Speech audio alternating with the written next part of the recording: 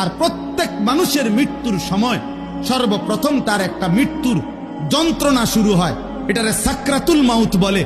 এরপরে আজরাইল আইসা মালাকুল মউত তার জান কবজ করে। জান কবজের আগেই তার একটা মৃত্যুর যন্ত্রণা হয়। আল্লাহ বলে যালিকা মা কুনতা মিনহু তাহিদ, এই মৃত্যু যন্ত্রণা থেকেই বান্দা, এই মৃত্যু থেকে তুমি গত 40 বছর 30 বছর 60 বছর পলায়ন করতে চেয়েছিলে, কিন্তু সেই মৃত্যু যন্ত্রণা শুরু হবে। মৃত্যুর সময় আসবেই আসবে।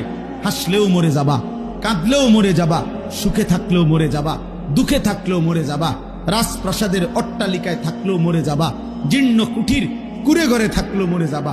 জীবনে কোনোদিন দুঃখ যদি না পাও তবুও মরে যাইবা। জীবনে কোনোদিন সুখও যদি না পাও তবুও মরে যাবা। কোনোদিন যদি না হাসো তাইলেও মৃত্যু হবে, কোনোদিন যদি না কাঁদো তাইলেও মৃত্যু হবে।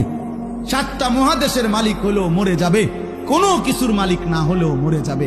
প্রিয় বন্ধু, শুধু মৃত্যু না ভাইয়া, একটা সাংঘাতিক কথা, এই শেষ কথাটা মনোযোগ দিয়ে শুনেন। সাকরাতুল মাউত,